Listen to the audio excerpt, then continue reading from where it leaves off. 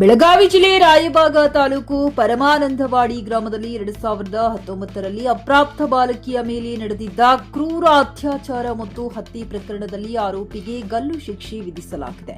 Kudachi police ಠಾಣೆಯಲ್ಲಿ ದಾಖಲಾಗಿದ್ದ ಈ ಪ್ರಕರಣದಲ್ಲಿ ಆರೋಪಿ ಭರತೇಶ್ ಮಿರ್ಜಗಿ ನ್ಯಾಯಾಧೀಶೆ ಸಿಎಂ ಪುಷ್ಪಲತಾ ಅವರು ಗಲ್ಲು ಶಿಕ್ಷೆ ಘೋಷಿಸಿದರು. ಆರೋಪಿಗೆ ಶಿಕ್ಷೆ ಪ್ರಕಟವಾದ ಹಿನ್ನೆಲೆಯಲ್ಲಿ ನಿನ್ನೆ ಪರಮಾನಂದವಾಡಿ ಗ್ರಾಮದಲ್ಲಿ ಶಿಕ್ಷೆಗೆ ಸಂಭ್ರಮ ಮಿಡಿದ ಮನೆಗಳ ಸಂಗಮ ಎಂಬ ಕಾರ್ಯಕ್ರಮ ಆಯೋಜಿಸಲಾಯಿತು. ಕಾರ್ಯಕ್ರಮದ ಸಂದರ್ಭದಲ್ಲಿ ಘಟನೆಯ ತನಿಖಾಧಿಕಾರಿಯಾಗಿದ್ದ ಮತ್ತು ಪ್ರಸ್ತುತ ಅಥಣಿ ಪೊಲೀಸ್ ಠಾಣೆಯಲ್ಲಿ ಪಿಎಸ್ಐ ಆಗಿ ಸೇವೆ ಸಲ್ಲಿಸುತ್ತಿರುವ ಗಿರಿಮಲ್ಲಪ್ಪ ಉಪ್ಪಾರ್ ಅವರು ಭಾವುಕರಾದರು. ಅವರು ಭಾಷಣದ ವೇಳೆ ಪ್ರಕರಣದ ಭೀಕರ ನೆನಪುಗಳನ್ನು ಉಲ್ಲೇಖಿಸುತ್ತಾ ಕಣ್ಣೀರಿಟ್ಟರು. ಪಿಎಸ್ಐ ಉಪ್ಪಾರ್ ಅವರ ಭಾವನಾತ್ಮಕ ಕ್ಷಣ ಗ್ರಾಮಸ್ಥರ ಮನಸ್ಸನ್ನ ತಟ್ಟಿತು. ಬಾಲಕಿಯ ಸ್ಮರಣಾರ್ಥವಾಗಿ ಗ್ರಾಮದಲ್ಲಿ ಶ್ರದ್ಧಾಂಜಲಿ ಸಲ್ಲಿಸಲಾಯಿತು. Bharatesh Nidoni, JK news Kannada, Raybag.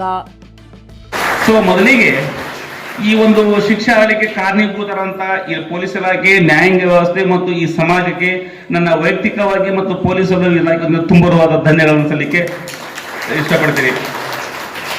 ಅದರ ಜೊತೆಗೆ ಇಲ್ಲಿ ನೆರೆದಂತ ಎಲ್ಲ ಜನರಿಗೆ ನನ್ನ ಈ ಒಂದು ವೇದಿಕೆ ಮೂಲಕ ತಿಳಿಸಿದೇನಪ್ಪ ಅಂದ್ರೆ, ಯಾಕೆ ಈ ಮನಸ್ಥಿತಿಗಳು ಸಮಾಜದಲ್ಲಿ ಹುಡುಕೋತಾ ಇದಾವೆ, ಯಾಕೆ ಈ ಒಂದು ಸಂಕುಚಿತ ಮನೋಭಾವನೆಗಳು ಬರ್ತಾ ಇದಾವೆ ಅನ್ನೋದಕ್ಕೆ ನೀವು ಉದಾಹರಣೆಗಳು ಸ್ವಲ್ಪ ವಿಚಾರಗಳನ್ನು ತಿಳಿಸ್ಲಿಕ್ಕೆ ಇಷ್ಟಪಡ್ತೀನಿ.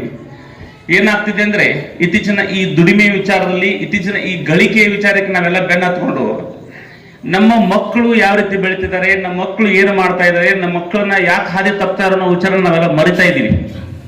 ಎಲ್ಲಿ ತರ ನಾವು ಹೋಗ್ಬಿಟ್ಟಿದೆ ಅಂದ್ರೆ, ದಿನ ಬೆಳಗ್ಗೆ ಎದ್ದು ನಾವು ಸ್ನಾನ ಮಾಡ್ಕೊಂಡು ಬಟ್ಟೆ ಹಾಕೊಂಡು ಹೊರಗಡೆ ಬಂದ್ರೆ ರಾತ್ರಿ ಮನೆ ಹೋಗೋದೇ 10-11 ಗಂಟೆಗೆ. ಈಗಿನ ಎಲ್ಲ ಗಂಡು ಮಕ್ಕಳು ಯಾಕಂತ ಕೇಳಿದ್ರೆ ದುಡಿಮೆ ದುಡಿಮೆ ದುಡಿಮೆ ಎಷ್ಟು ದುಡಿತಾ ಇದೀವಿ ಅಂದ್ರೆ, ನಾವು ಜನ್ಮ ಕೊಟ್ಟಿರುವಂತಹ ಮಕ್ಕಳು ಯಾವ ಮಾರ್ಗದಲ್ಲಿ ಬೆಳೀತಿದ್ದಾರೆ, ಯಾವ ಸಂಸ್ಕಾರದಲ್ಲಿ ಬೆಳೀತಿದ್ದಾರೆ, ಯಾವ ರೀತಿ ಬೆಳೀತಿದ್ದಾರೆ ಅನ್ನೋ ಪ್ರಜ್ಞೆ ಕೂಡ ಇಲ್ಲದೆ ನಾವೆಲ್ಲ ಇವತ್ತು ಗಳಿಕೆಗೆ ಬೆನ್ನ ಹತ್ಬಿಟ್ಟಿದೀವಿ. ಆ ಗಳಿಕೆ ಯಾಕೆ ಮಾಡ್ತಾ ಇದೀವಿ, ಆ ಗಳಿಕೆ ಯಾರಿಗೋಸ್ಕರ ಮಾಡ್ತಾ ಇದೀವಿ, ನಾವು ನಮ್ಮದೇ ಆದಂತ ಒಂದು ಕುಟುಂಬ ಐತೆ ಅನ್ನೋದನ್ನು ಸಹ ನಾವು ಮರೆತು ಬಿಟ್ಟು ಬೆನ್ನ ಹತ್ತಾ ಇದೀವಿ. ಸೊ ಹಿಂಗಾಗಿ ಏನಾಗತ್ತಂದ್ರೆ, ಸಮಾಜ ಸಂಸ್ಕಾರನ ಬಿಟ್ಟು ಗಳಿಕೆಗೆ ಬೆನ್ನತ್ತಿ ಸಂಸ್ಕಾರನ ಬಿಟ್ಟು ಹಾಳಾಗ್ಲಿಕ್ಕೆ ಪ್ರಾರಂಭ ಆಗ್ತಾ ಇದೆ. ಈ ಘಟನೆ ನಡೆದಾಗ ಏನಾಗ್ತದೆ, ಅವಾಗ ಆ ಮನುಷ್ಯನ ಮನಸ್ಥಿತಿ ಎಷ್ಟು ಹಾಳಾಗಿರ್ಬೋದು ಅನ್ನೋ ವಿಚಾರನ ಆಮೇಲೆ ನಾವು ತನಿಖೆ ಮಾಡಿದಾಗ ಗೊತ್ತಾಗ್ತದೆ. ಎಷ್ಟರ ಮಟ್ಟಿಗೆ ಆ ಮನುಷ್ಯ ಕ್ರೂರತನ, ಎಷ್ಟು ಮಟ್ಟಿಗೆ ಆ ಮನುಷ್ಯನ ಮೈಂಡ್, ಆ ಹುಡುಗಿ ಬರೋ ಮೊಮೆಂಟಿಗೆ ಆ ಮನುಷ್ಯನ ಮನಸ್ಥಿತಿ ಯಾವ ಲೆಕ್ಕಕ್ಕೆ ನಿಂತಿದೆ ಅನ್ನೋದು ಇಲ್ಲಿವರೆಗೂ ನಿಮ್ಗೆ ಯಾರಿಗೂ ಗೊತ್ತಿಲ್ಲ ವಿಚಾರ. ಹಾಗ ಅಷ್ಟು ಮನಸ್ಥಿತಿ ಹಾಳಾಗ್ಲಿಕ್ಕೆ ಕಾರಣ ಯಾರಪ್ಪ ಅಂದ್ರೆ, ನೀವುಗಳೆಲ್ಲ. ನಾವು ಮಕ್ಕಳನ್ನ ಪ್ರತಿದಿನ ಮಾತಾಡಿಸ್ಬೇಕು. ಸಂಬಂಧಗಳಂದ್ರೇನು, ತಂದೆ ಅಂದ್ರೇನು, ತಾಯಿ ಅಂದ್ರೇನು, ತಂಗಿ ಅಂದ್ರೇನು, ನಮ್ಮ ಚಿಕ್ಕಪ್ಪ ಅಂದ್ರೇನು, ಚಿಕ್ಕಮ್ಮ ಅಂದ್ರೇನು, ಇವು ಎಷ್ಟೋ ಪ್ರಕರಣದಲ್ಲಿ ಮೊನ್ನೆ ಒಂದು ಯಾವುದೋ ಒಂದು ಪ್ರಕರಣ ಆಯ್ತು. ಅಲ್ಲಿ ತಂದೆನೇ ಮಗಳ ಮೇಲೆ ರೇಪ್ ಮಾಡ್ತಾನೆ.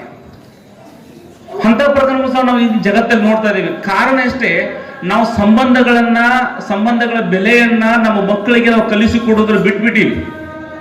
ಬೆಳಿಗ್ಗೆ ಹೇಳ್ಬೇಕು, ಮಕ್ಕಳು ಶಾಲೆಗೆ ಕಳಿಸ್ಬೇಕು, ಮಕ್ಕಳು ಬರ್ಬೇಕು. ಹೆಂಗಾಗಿದೆ ಅಂದ್ರೆ, ಈಗ ಈ ಇಂಗ್ಲಿಷ್ ಮೀಡಿಯಂ ಅಂತ ಹೇಳಿ ನಾವೆಲ್ಲರೂ ಶಿಕ್ಷಣ ವ್ಯವಸ್ಥೆಗೆ ಬೆನ್ನ ಹತ್ಬಿಟ್ಟಿವಿ. ಇಂಗ್ಲಿಷ್ ಮೀಡಿಯಂ ಕಲಿಸ್ಬೇಕಂತೇಳಿ ಒಂದು ಮನೆಯಲ್ಲಿ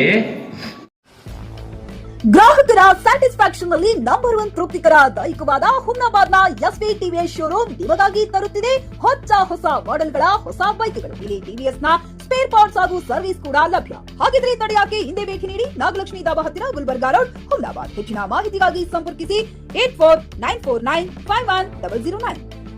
ಪಿಯುಸಿ ಮುಗಿಸಿ ನರ್ಸಿಂಗ್ ಮಾಡಲು ಹಾಗೂ ಫಿಸಿಯೋಥೆರಪಿ ಮಾಡಲು ಇಚ್ಛಿಸುವವರಿಗೆ ಉತ್ತಮ ಅವಕಾಶ. ಹುಮ್ನಾಬಾದ್ನ ಎಚ್ಕೆಡಿಇಟಿಯ Umadevi Patil college of nursing ನಲ್ಲಿ ಬಿಎಸ್ಸಿ ನರ್ಸಿಂಗ್ ಹಾಗೂ ಡಿಪ್ಲೊಮಾ ನರ್ಸಿಂಗ್ ಕೋರ್ಸ್ ಲಭ್ಯ. ಹಾಗೂ ಭೀಮ್ರಾವ್ ಪಾಟೀಲ್ ಕಾಲೇಜ್ ಆಫ್ ಫಿಸಿಯೋಥೆರಪಿನಲ್ಲಿ ಬಿಪಿಟಿ ಮತ್ತು ಎಂಪಿಟಿ ಸ್ನಾತಕೋತ್ತರ ಪದವಿ ಲಭ್ಯವಿದೆ. ಇಲ್ಲಿ ಪ್ರವೇಶ ಪ್ರಾರಂಭವಾಗಿದ್ದು, ಉತ್ತಮವಾದ ಕ್ಲಾಸ್ ರೂಮ್, ಅನುಭವವುಳ್ಳ ಅಧ್ಯಾಪಕರಿಂದ ಬೋಧನೆ, ಪ್ರತ್ಯೇಕ ಲ್ಯಾಬ್ಗಳ ವ್ಯವಸ್ಥೆ, ಹೈಟೆಕ್ ಆಸ್ಪತ್ರೆಯೂ ಲಭ್ಯವಿದೆ. ಹಾಗೂ ವಿದ್ಯಾರ್ಥಿಗಳಿಗೆ ಪ್ರತ್ಯೇಕ ಹಾಸ್ಟೆಲ್ ವ್ಯವಸ್ಥೆಯೂ ಲಭ್ಯವಿದೆ.